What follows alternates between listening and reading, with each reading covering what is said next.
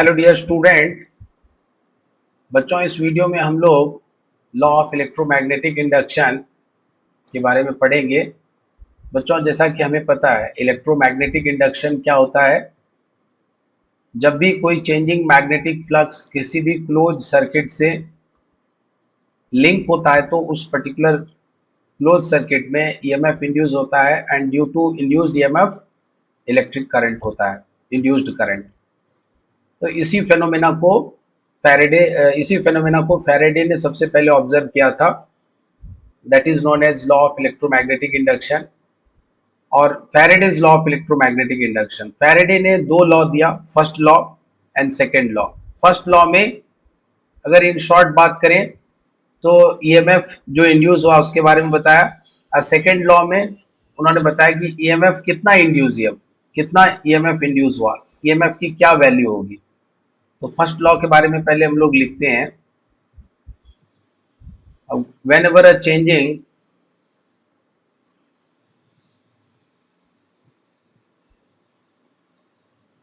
magnetic flux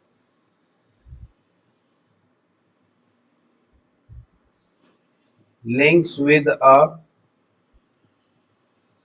closed circuit, an EMF is induced in it.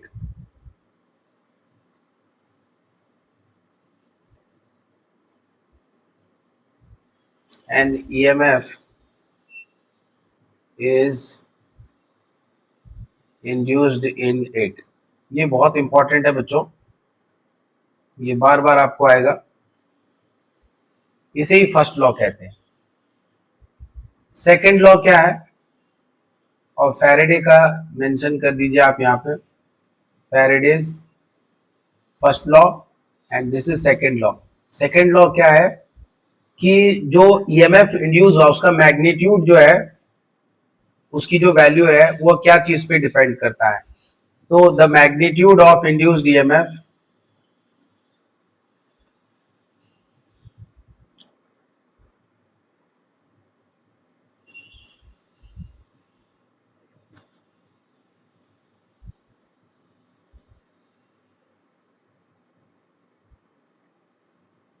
is directly proportional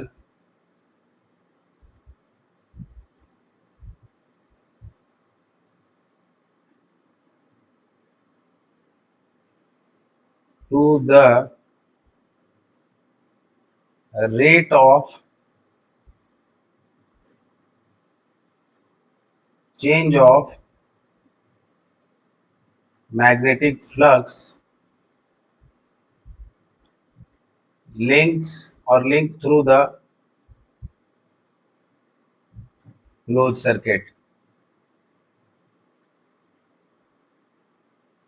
बच्चों, close circuit से कितना जो भी फ्लक्स लिंक हो रहा है उसका रेट ऑफ चेंज क्या है, इसको थोड़ा और अच्छे से लिखेंगे।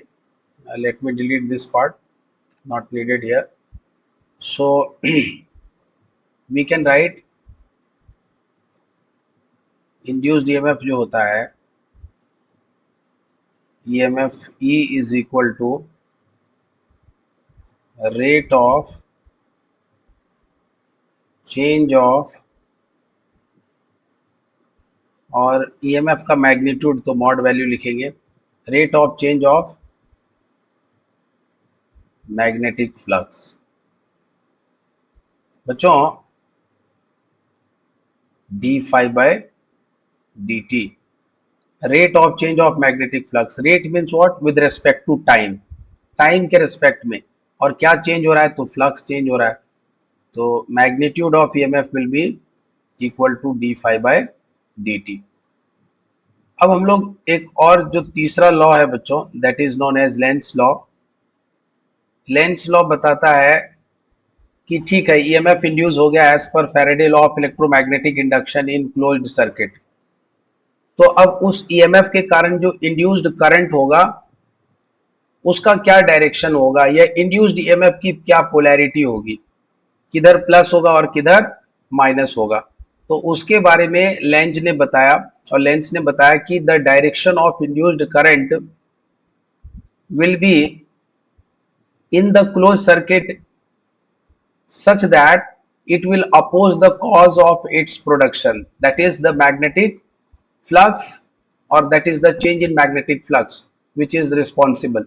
बच्चों इसको बहुत सिंप्लीफाइड फॉर्म में बताता हूँ, नो नीड टू से कि बहुत ज्यादा मतलब डिफिकल्ट है या ऐसा कुछ भी, बहुत इसको कॉम्प्लिकेटेड बनाना नहीं है, बहुत सरलता से इसको सीखिए आप कि ठीक है सर, एक सर्किट लिया आपने, ठीक है, उस सर्किट में सर आपने ईएमएफ इंड्यूस करा दिया, जैसे एक कॉइल लेते हैं, आसानी से इसको समझने के लिए मैंने ये एक छोटा सा तरीका अपनाया है। तो जो इसके अक्रॉस ईएमएफ इंड्यूस होगा, तो अगर ये दो टर्मिनल है ए और बी, तो कौन सा टर्मिनल पे पॉजिटिव होगा और कौन सा टर्मिनल पे नेगेटिव होगा, या फिर इस ईएमएफ के कारण जो सर्किट में करंट होगा, जिधर से पॉजिटिव होगा उधर से करंट इस तरह से फ्लो होगा। तो ये डिसाइड करने के लिए करंट और ईएमएफ, करंट का डायरेक्शन और ईएमएफ की पोलैरिटी डिसाइड करने के लिए कौन से लॉ को यूज करते हैं, लेंज लॉ को यूज करते हैं। सो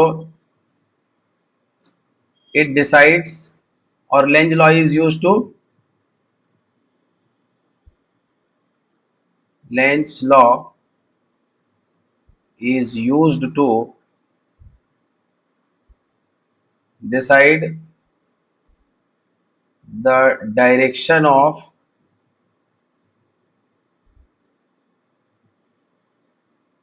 induced current or polarity of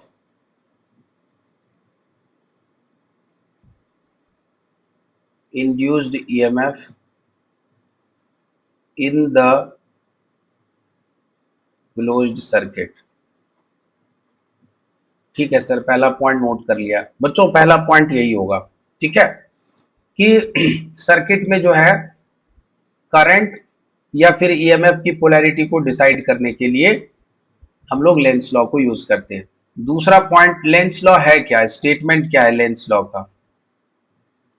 तो स्टेटमेंट ऑफ लेंज लॉ कहता है कि direction of induced current in the closed circuit will be such that, इतना पहले लिखते हैं, ठीक है, the direction of induced current in the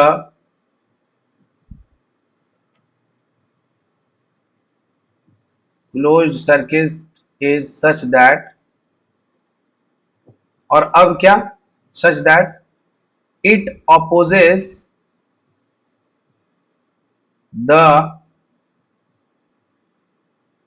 change, it opposes the change in, it opposes the cause of its production, it opposes the cause of its production। बच्चों statement है, पहले इसको लिख लिया, the direction of induced current in the closed circuit is such that it opposes the cause of its production. Induced current का cause of production क्या है, the change in magnetic flux, that is the change in magnetic flux, that is the change in magnetic flux। so induced current का direction वही होगा ताकि जो current है, induced current है, वह उस फ्लक्स को, चेंज इन फ्लक्स को अपोज कर सके जिसने उसको प्रोड्यूस किया है, इंड्यूस्ड करंट को प्रोड्यूस किया है। ठीक है बच्चों, लेंज लॉ का आपको मैंने डिटेल में एक्सप्लेनेशन अगले वीडियो में मैं एक्सप्लेन करूंगा, और वहां पर मैं सर्किट डायग्राम के साथ एक्सप्लेन करूंगा। इस वीडियो में हम लोगों का मेन फोकस है laws of electromagnetic induction, first law, second law, और लेंज लॉ भी यूज होता है। और ड्यू टू लेंज लॉ, ये जो अब फैराडेज लॉ के अकॉर्डिंग जो ईएमएफ जो इंड्यूस हुआ, so magnitude of induced EMF तो आपने लिखा था d phi by d t.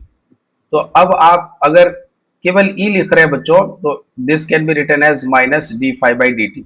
और माइनस साइन क्यों, क्योंकि जो चेंज इन फ्लक्स है उसके अपोजिट डायरेक्शन में ईएमएफ होगा, मतलब ईएमएफ की जो पोलैरिटी होगी वो minus of d phi by d t होगी।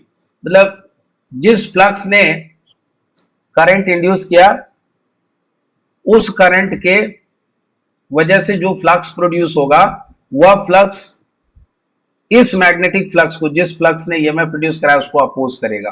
ठीक है, so E equal to minus d five by d t, and minus sign यहां पर क्यों है?